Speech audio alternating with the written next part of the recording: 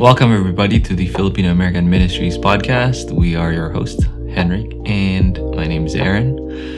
If you like this podcast, please subscribe.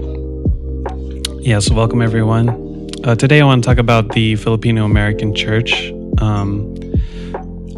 So what is something that is beautiful about it, and what can every culture adapt from it? So what I was thinking about for this question was I was thinking about the Korean church, like how they're known for prayer. They're known for morning prayer throughout the week, and it doesn't even matter what denomination you're in.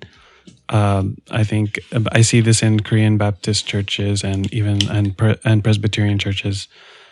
So that's something that the Korean church is good at, and I think we can learn from them about that. Like every church can learn from that and be inspired by that.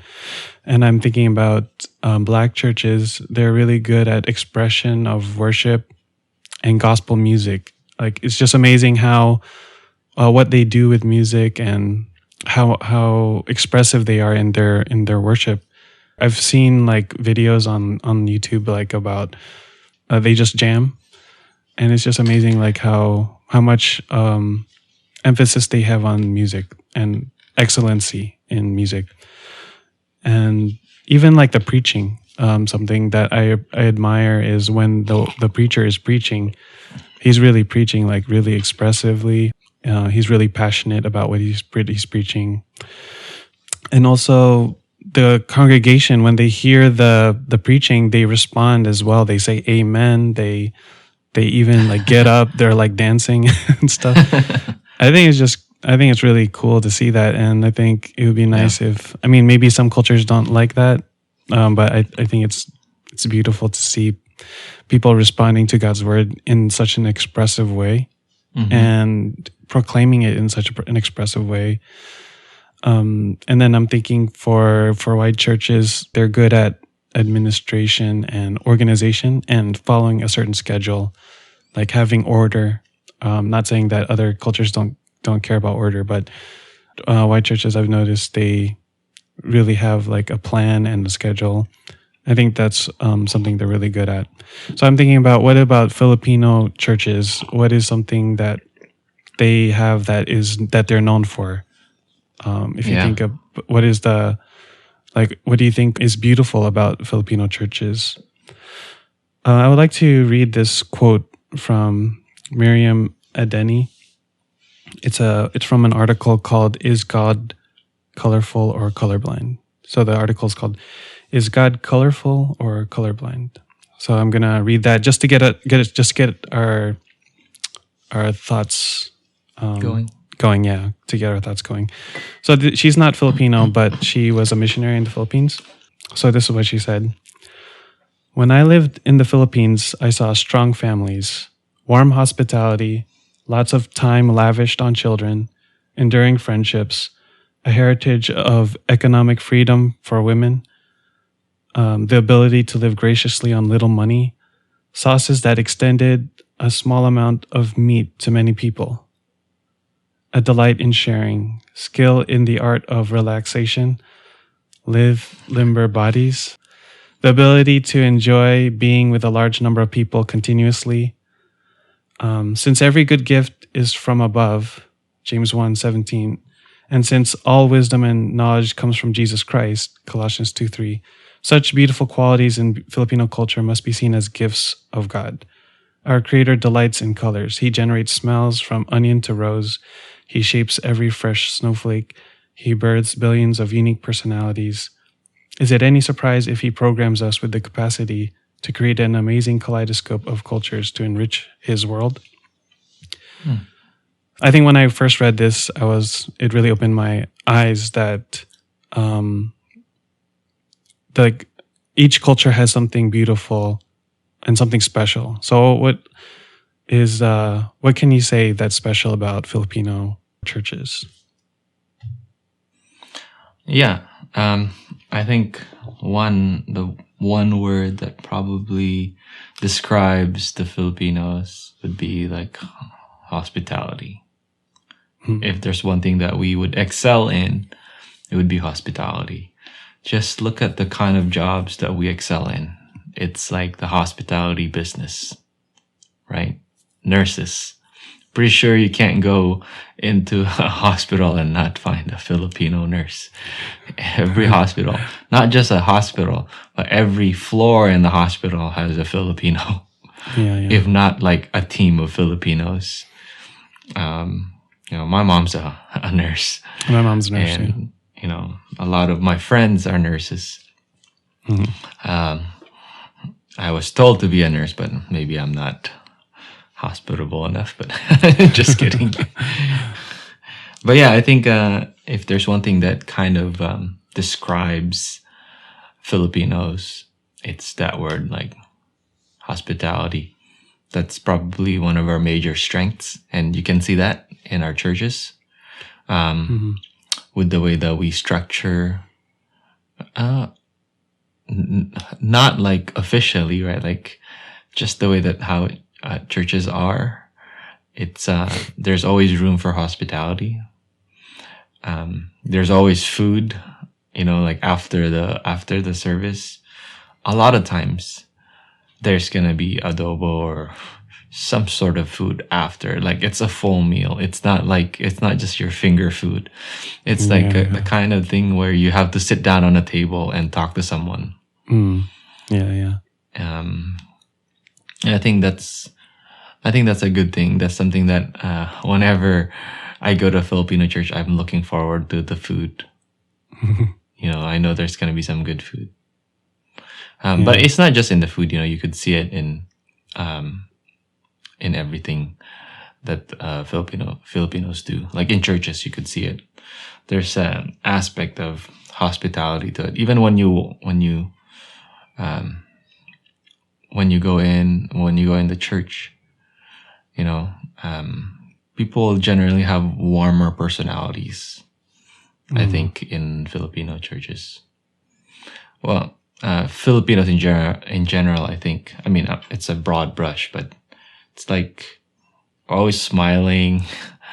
It's kind of weird when you go in a Filipino church and not see people like smiling at you, like raising their eyebrows. So yeah, I think if I could describe the Filipino church, it's that one word: hospitality. Yeah, it is a good point you brought up about they usually provide food after the service. I've actually seen this in Chinese churches. I'm not sure if it's I don't know if this is true for every Chinese church, but in Chinese churches you usually have to pay for the food. Or it's not, you don't have to pay, but there's like an offering for the food. But in Filipino churches, there's no such, there's no offering plate for the food. The food is just free. I mean, I'm not saying that Filipino churches go to a Filipino church so you can eat. I'm not saying that Filipino churches are better, but that like the food is given, like in not only in the church but also like at parties. There's a lot of food. You don't usually have like a donut and coffee at the Filipino churches or parties. It's usually like full meals, like like you said, adobo, pancit, and rice. There's gonna be rice, and if you want free food, go to a Filipino church. Just attend the service. After that one, just sit down for a little bit, and then food will be ready. You have dinuguan, pancit, adobo. There's gonna be food. That's actually one of the things that we had a new member come to our church, and like a lot of people like who are not used to the Filipino church, they come in there like, oh, there's food here, and it's like, oh, this is so cool. You guys eat together after church. But in other churches, I think they do eat together, but it's more like they go out to eat. But in the Filipino church, the food is there like right after service. So yeah, I think Did you guys still have food after? Actually, because of COVID. I see. We stopped doing it when COVID happened. But yeah, it's always been there. Like we always have food. I remember there was a time in our church history where we didn't have refreshments after. It was kind of weird. It was kind of weird, yeah. Like some people were like, "It is Just part of the culture, I guess. yeah," and I think it was controversial because maybe some people thought we were spending too much money on the food, but we eventually got it back. Like there was, and then actually what happens is in our church is we have like families who are dedicated to bringing food. I don't know if that's how it is in every Filipino church, but they have like a rotation. Oh yeah, you rotate Yeah, we rotate on like, who handles it. But I on think who yeah. each church decides whether either like it's usually like part of there's a fund for the food though. Oh yeah. I mean, I think it depends on the church, but like if it's small enough, then it's just a rotation. Oh okay. I think. Yeah, in our church we did like I think we had like a rotation of care groups, and then the care groups. But the care groups don't pay for the food, right? They do, I think. Oh, they do pay for the food? Yeah, they do pay for the food. Like they cook their. It's like a potluck. They cook their own food. They bring it to church. And then, wow. Yeah. Like, how's it in your church? I think for ours it's like part of the church kind of pays for it. Oh, okay. It's part of the ministries. So do the families go out and buy food to bring it to church? Yeah, they do. But there's still a rotation of like who's in charge, but it's not from their own.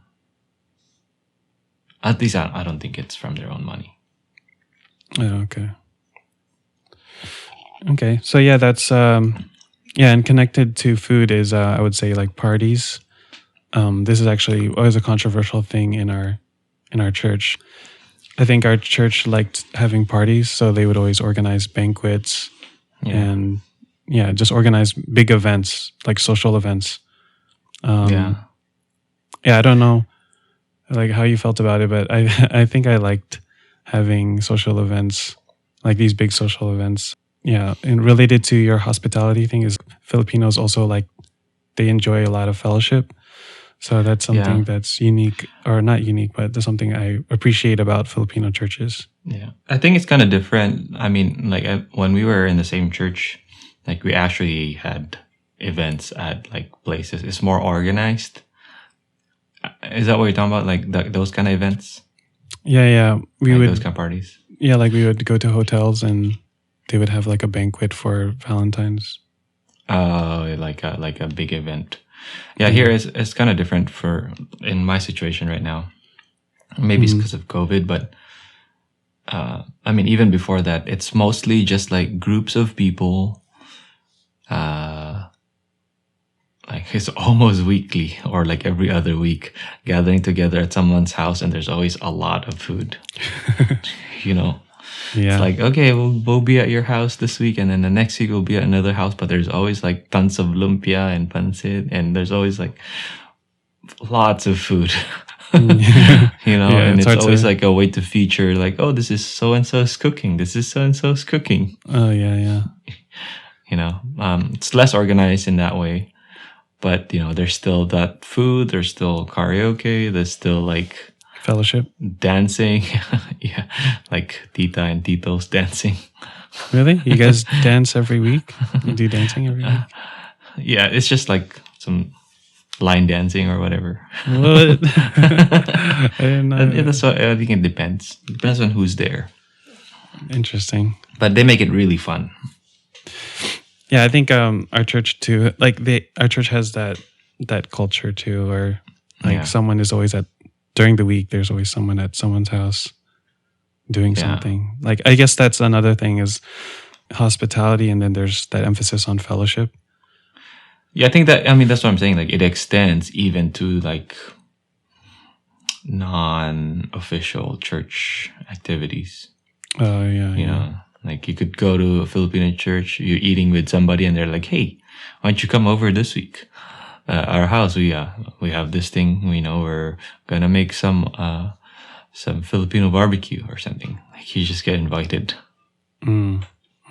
Yeah, that's a good point. Like there's the official church activities, But then there's the informal ones. Yeah, I do remember though, like a lot of times, at least when we were growing up at that church, how like the after church meal, like a lot of memories there. Even like whenever we have non-Filipinos join the church, like Isaac, for example, I'm always like, hey man, like it's always an exciting time, like to invite people who maybe are not even familiar with the like Filipino food culture, after service, like, hey, you should stay, like we have some food. And I always remember, I kind of have memories of like always telling people like, oh, this is kind of food, or this is that, like showing people like, yeah, this is this. They're like, oh, what is this? Like, what is this? Like, dinuguan. Like, what is this? Explaining to people what it is, Yeah. But it's like a great icebreaker in a way, food. Just eating with people. It's a great way to kind of start talking to people. And I don't know, like, I don't know about you if you've ever been to other churches. I've worked in other non-Filipino churches, and it always takes quite a bit longer to open up to people, as opposed to, like, I think in Filipino churches, it gives you that opportunity to open up and to talk, because there's food there. You don't know what you're eating. You're going to have to ask, and you're going to have to sit on a table and eat with people. Yeah. When we had our new pastor, he's not Filipino. One of the things we did was we introduced him to Filipino food, and we kept on, that was like a conversation topic. Yeah, a starter. Yeah, we would just talk about the food and be like, here, try this. Like, try this. And then, yeah, I think food is one of the nice things about Filipino churches. I mentioned this before. I had friends who don't go to a Filipino church or Filipino parties. And something they say is that something they miss about Filipino parties is like the amount of food that's there. The amount of food, not just that there is food. Yeah, I invited them to a Filipino youth fellowship event, and then they brought food with them, like takeout food, and I was like, "Why did you bring takeout food? You were coming here." And then they were like, "Oh, we forgot that there's food here. We forgot there was going to be food here." But yeah, we had like a lot of food, because every youth event we provide like dinner. Even though it's like, it's crazy too. It's like, even with large amounts of churches who are joining us, like youth groups from other churches, we would have like a big dinner for them. I mean, I think this is true. This happens in Korean churches too, because I went to a Korean youth event from one of my friends that he was coordinating, and they also had a lot of food there too. Something that's also related to hospitality, I was wanted to point out, is like the familial aspect of Filipino churches. Like family? Yeah, like family. They have these phrases. I'm sure like it's equivalent to like brother or sister. Like when you say brother John or brother Tim. So they have these terms like kuya, ate, tito, tita, lolo, lola. So like these are terms that are like family. Like kuya means older brother, ate means older sister, tito is uncle, tita is aunt, and you use these terms with everyone. So if someone's older, you call them kuya or so like ate, and then like your friend's parents, you call them tito, tita, even though they're not actually you're not blood related. Yeah. More like, I think that's, could overlap with like the warm personalities or warm feeling relationships. I think, like you said before we started, like these could be double-edged though. Yeah. I was talking to Aaron that some of these things can be double-edged swords. Like these are sometimes could be criticisms of the Filipino church. like the emphasis on parties the familial, the parties. Even this familial type could be like cliquey. Oh yeah. Filipino churches can be cliquey, but I think the way I'm looking at it is, I think in all cultures there is, I guess it's like tainted with sin. So That's right. Like we have these really good qualities, these really nice things, but there is a temptation, or there's a taint of sin there. That I think if we were in heaven, like if we just remove that taint of sin, it would be something great, something beautiful that we can take. So I don't want to like throw the baby out with the bathwater. Yeah. Like throw it out. Like I would say, yes, there is some sin in there, but that doesn't mean we have to throw away the good part of that activity. Yeah, I think that's kind of like what you're trying to say. The main point is that every culture has their strengths, has good things in it, but even these good things can become bad if we're not careful. Yeah. So but yeah, I think in general, Filipinos, one of the good things that I at least appreciate in the culture is that kind of familial, like you say, familial aspect to it. I think that's like whenever you go to a Filipino gathering, they always try to make you feel welcome. They always try to make you feel like you're family. Yeah. Like you go to a party, they make you, they talk to you, they do things to make you feel like, hey, come here, come and eat, or like they ask you questions about your family. They, there's that aspect where it's it's like a close family gathering. Yeah. Something I also wanted to touch on was, I think Filipinos, they're also hardworking, but then at the same time, I think they have, I think this is controversial or subjective, but I think in general, what I've seen is Filipinos, they're hardworking, but they also enjoy, or they put an emphasis to enjoy life. So they know how to party. They know how to party. Yeah, like I think for all the Filipinos I know, like they know how to party, but they're also hardworking. They're also typical Asian, like try to get straight A's. And also like something I see with my youth was they were hardworking like other Asians, and they strive for straight A's and honors, being in the gifted and talented programs. But their parents didn't. I think their parents never pressured them to like get straight A's, or I think that's something different between Filipinos and other Asians, from what I can see. That the parents don't like make them do a lot of extracurricular activities. Yeah, they don't pressure them too much to do well in school, and they just instill in them the values like hard work. But at the same time, they also want their kids to enjoy life. I don't know, is that something that you've seen too?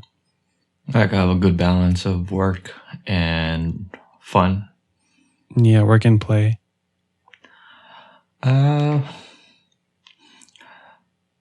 Yeah, I think so. I mean, I see that on a regular basis. I mean, the relaxation thing or the gathering, even just the gathering for food, that's kind of like fun. It's always, there's some element of fun to it.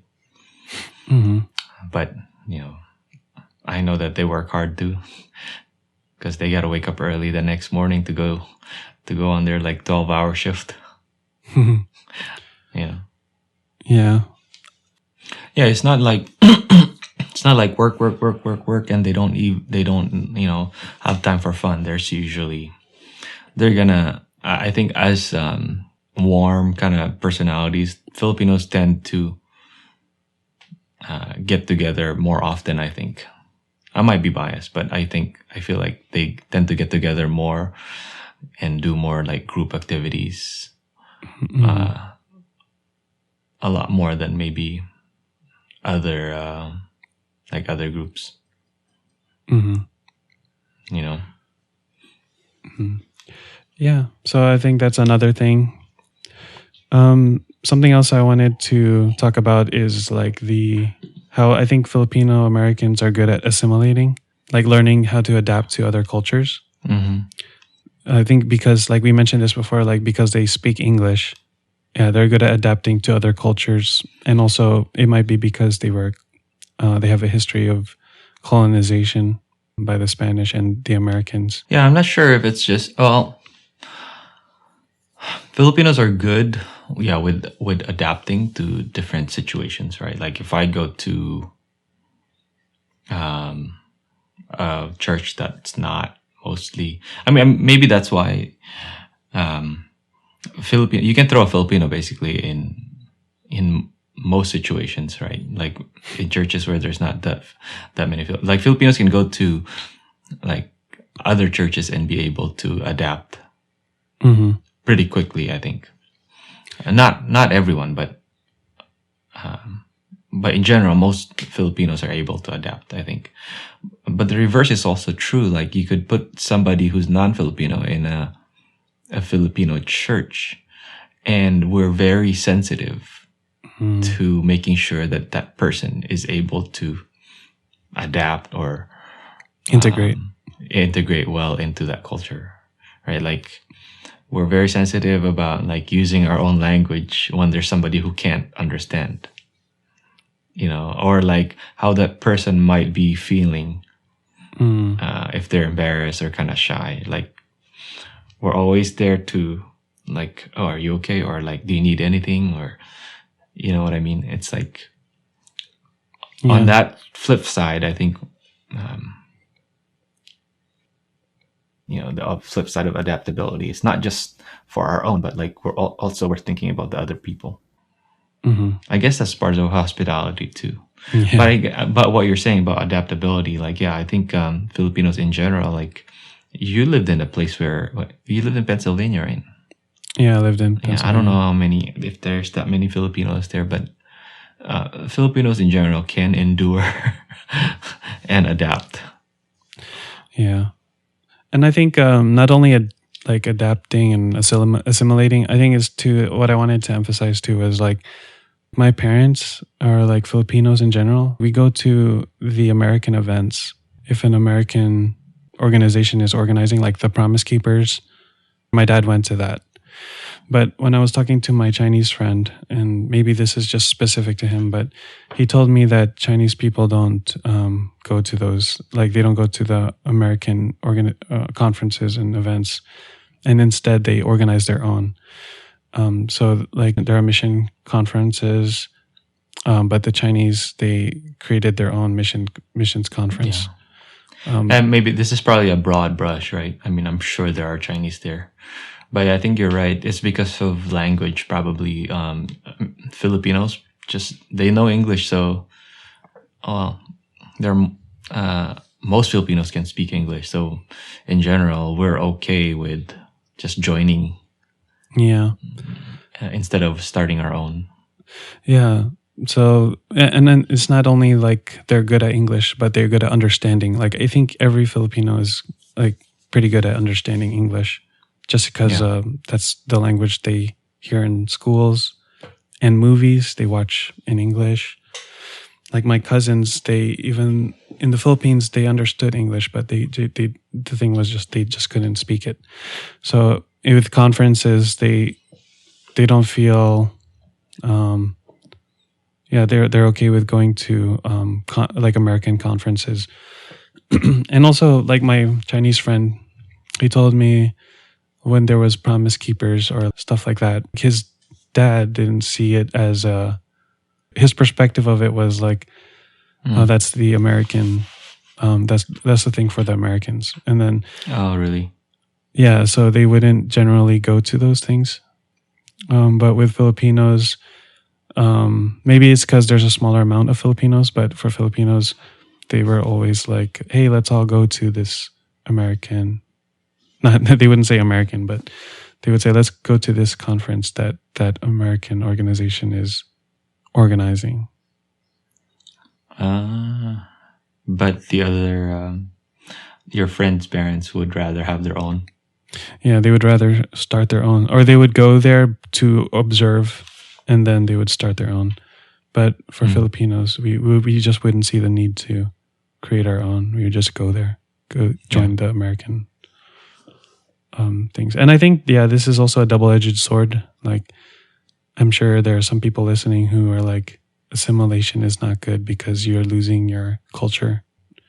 And also, like, some people have criticized Filipinos for not developing their own theology. Because we assimilate. Yeah, because we assimilate. So we just adapt the American theology that we've inherited. And so they are saying we should learn how to worship God in a non-American way, like in a Filipino way. So that's Filipino like expression, I guess. Yeah, Filipino expression. But I think I think that's kind of tricky, and we can talk about that in another episode, because I think part of the Filipino culture is like adapting, or like part of the Filipino culture is, I think American theology is, I guess it's become Filipinoized. So to say that to remove American theology from Filipino theology, it's hard to do that, because the way that Filipino theology is it's ingrained in there. So it's kind of hard to like remove it. Yeah. No, that's very interesting. When it comes to the population of Filipinos compared to other Asian American groups, I think Filipinos is like second, right? Yeah. In America, you mean? Yeah, in America. Yeah, they're But the second like, largest. Yeah, but we don't have as much of a voice. Oh yeah. In the US. Not because we don't speak up, but because I think part of it is because we assimilate more. Yeah, that was something in the podcast that we were listening to. There was another podcast that mentioned how whenever there's Asian American statistics, it always has Chinese or Korean, or it doesn't mention anything about Filipinos. Or like if you say like the top 10 Asian American actors, there's no Filipino American in that list. But it's interesting because, you said they're the second largest Asian American group in America. So why is that? And the podcast was saying it is probably because they assimilate to American culture. And also because they already have that history of American colonization. So the podcast was emphasizing how they have like a special relationship, like Filipinos and Americans have a special relationship because they were considered like U.S. nationals at some point. And that, I think that's also like a controversial thing because some Filipinos don't like what America did. Yeah, I guess the question is that like a trait that is good or bad? You know? Yeah. It depends, I suppose. Yeah, I guess it depends like how deep or how much do they adapt? Do they adapt to the point where they give up their culture? Or do they adapt to the point where they understand other cultures? Good point. Yeah. I also wanted to talk about what does the Filipino American Church provide for Filipinos? So I kind of want to switch gears a little bit. What do Filipino churches provide in America for Filipinos? Place to have church. Yeah. So I want to talk about that a little bit. I guess I can start it off. Yeah, I can start so you would have like an idea of what I'm getting at. So I think like something I liked about Filipino churches, like I think it's beneficial to have Filipino churches in America is, and I guess maybe this kind of talks about the beauty, going back to our original topic is, it helped me retain some of my Filipino culture. So I guess Filipino American churches are also beds of Filipino culture where You can learn Filipino culture from that group, from that place. My parents, they speak Ilocano at home, but in the Filipino church, that's where I was exposed more to Tagalog and other things that are non Ilocano specific. So it helped me retain my culture. That's interesting. I just thought about this. We were talking a little bit about multi-ethnicity and this idea that this pushback that since Filipinos speak English, we should become more multi-ethnic. But in multi-ethnicity, I guess there would be a majority language or a majority culture. But a lot of times it's going to become more American culture. And if that's the case, and what you're saying is that we learn Filipino culture from Filipino American churches, if we become more American, then we do lose a lot of... it's kind of like we won't have Filipino American churches, I guess. Because there won't be places where it will be one less place where you will learn your Filipino culture. Does that make sense? So are you saying that the benefit of Filipino American church is that they provide a place? I'm agreeing with what you're saying. Oh, okay. That it provides a place for you to learn Filipino culture. Yeah. I guess I was just going back to our previous episode where we're saying that there was a pushback where there shouldn't be a Filipino church because it should be a multi-ethnic church. Because they should be able to just join an American church. That's right. You can just assimilate. Or the Filipino church, when it becomes multi-ethnic, would become majority American culture. Right. Yeah, so I guess to flesh out your point more is like, imagine if I hadn't gone to a Filipino church. Yeah. If my parents had just gone to an American church, how much Filipino culture would I have retained? Is that what you're thinking? Yeah, because like if you become multi-ethnic,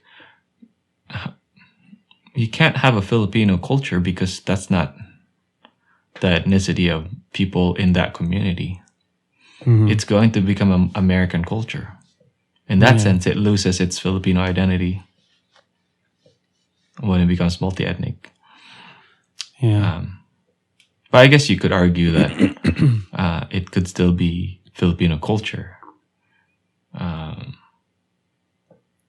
but have non-Filipinos join who are open to Filipino culture, who are okay with Filipino culture. Yeah, you're talking about if a Filipino church became multi-ethnic. Yeah. Sure. It's a different topic. But it was kind of just adding to your point. You were saying that Filipino American churches are like beds it's almost like a catalyst for learning Filipino culture or your roots or who you are, like your identity. Yeah. And I'm agreeing to that I think that's a good place for you to learn because that's generally where Filipinos gather. It's generally where Filipinos come together and you are exposed to different cultures, different foods, languages. And I'm just saying that if we were going to go multi-ethnic, then we would lose more of that. Yeah. Yeah, I think I definitely learned a lot of Filipino culture from my church. Like even the Filipino music, like if it wasn't for you guys, because you always you guys always play Bamboo and Francis M. And wow, we're aging ourselves here. Yeah, Parokya ni Edgar. Yeah, like I was exposed to that through you guys. So if I was in a multi-ethnic church, I wouldn't have picked that up on my own. Maybe you'd have less chances to. Yeah, less chances. So yeah, there's a lot of things that I learned about Filipino culture just from our church. Yeah. Yeah, and also like there was a guy I know he was in a multi-ethnic church, and he's second gen, like me, and he has a daughter, and he was thinking, he wanted to join our church because he wanted his daughter to grow up in understanding Filipino culture. He didn't want his daughter to not have any idea of what Filipino culture is like, because he was in a interracial marriage. Like his wife wasn't Filipino, so he wanted to go to our church because he wanted his daughter to be exposed to Filipino culture. Yeah, I can't really think of anything besides the Filipino American church where Filipino American Christians could regularly gather, in a sense, where it would be an exposure to them and their children about Filipino culture. Yeah. I don't know of any other regular occurring event. Yeah. But what about the Filipino events like for BMAC, for example? Like the Filipino specific. So BMAC is for like Igorots in the US. I think that's good, but I don't like of all the Filipino groups that I know of, I think it's only our people group, the BMAC, who actually would meet as regular as that. And even then, it's still not as regular as church, Yeah. It's not a weekly event. Right? But I think the BMAC thing is also like a intentional part to instill or to teach culture. Yeah, and like I think I also want to be like like I would still say that the the Filipinos who are non-Christians, who don't go to Filipino churches, they still have those organizations where they do pick up Filipino culture. And like those non-Filipino American Christians, they still do retain Filipino culture, even though they're not going to a Filipino church. But I guess I would just say that in my experience, that's where I learned. Yeah, I think in general for second gen Filipinos, without the Filipino American church, and with the parents, the first gen assimilating a lot easier, speaking English at home with most Filipinos, it'll be gone. I mean, the Filipino trait identity it'll be gone like quick. What do you mean gone? Like the second gen? For within the second gen. Okay. That might not be a bad. I mean, it depends how you look at it. Some people might say, "Oh, well, it's okay." Yeah, but I think I mean there are still second gen Filipinos. I know that they know Filipino culture though, right? Yeah, but they probably learn it like from their parents, right? Or they speak it at home. Well, I think the way I see it is they probably have Filipino friends that their parents. So that's where they picked it up, I think. Yeah. Yeah, like even in school, right? Like even in school, when you have Filipino groups, this is from personal experience, so it probably not scientific, but it seems like Filipinos who immigrated here, like young Filipinos who immigrated here, they get together regularly as like barcadas. But you can still differentiate them from like second gen. You know what I mean? It's like a second gen Filipino Americans don't usually gather with them as much. I mean, they might for like one of those like big Filipino events, like if there's a concert, but not like the weekly thing where they hang out. Oh, okay. So you're saying that Filipino churches provide that? Yeah, I think Filipino churches in general would, for second gen, because it's regular, because it meets every week, you would be more exposed. Oh, okay. you would be more exposed to Filipino culture. Without it, I'm just saying, like, without it, like, I feel like for you, for example, you would have just gone to like an American church and you'd be okay. You wouldn't even think, maybe you wouldn't even think about, being Filipino American. Mm. You just assimilate, and maybe that's okay. Yeah. Yeah. So I guess the main point is like Filipino churches, in my experience, that was like the main way I picked up I was able to retain my Filipino culture. Not just retain, but like learn Filipino culture.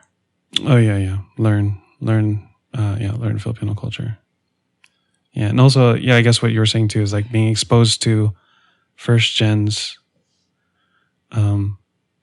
Like you, I wouldn't been able to, we wouldn't be friends, right? I mean, I'm not saying that the church is the only place of exposure, but I'm just agreeing to your point that it is a bed of exposure to Filipino culture. Yeah. Filipino identity. Yeah, and connected to that, maybe this will be the last thing I point out for this episode. But I think wanted to point out is the Filipino church provides like a home for Filipinos. They left the Philippines to come here. And like for me, all my relatives are in the Philippines. So I just came here, or I didn't come here, but my parents came here by themselves. So the only family I have here is my parents and my aunt, who's in Iowa. But when we were in our Filipino church, there was like a sense of, this is our family away from home, our family away from home. So the youth group was like my brothers and sisters or my cousins. The Filipinos in our Filipino church was like our family. So like the family that I missed in the Philippines, I was able to experience that feeling of family in America. And this is something that one of the titos at my church said was they left the Philippines, they came here, and then he'd only when he was at our church, he really saw our church as like family. So that's something. That's another benefit of for Filipino Americans. Yeah, that's another benefit of Filipino American church for Filipinos, providing that family. Because I think Filipinos are so familial and collectivist. Yeah. Like when they come here, they miss that, and Filipino churches provide that for them. I guess this is kind of like a good topic, for the next episode. It's like, is there a benefit to having Filipino culture in the U.S.? Because if there is, then it's a good case. It's a good point to have Filipino churches. Right? Is there a benefit to having multiple cultures in the U.S.? Or is there not? Well, that's what if there's not, then we should just all become American in culture. Well, that's what America is, though, right? America is a mix of cultures. Yeah, so it's definitely gonna be. It's a good topic to talk about. Yeah. All right. I'll close this. Yeah. Thank you, everybody, for listening. Please like and subscribe and rate 5 stars. Thank you. See ya. Bye. Peace.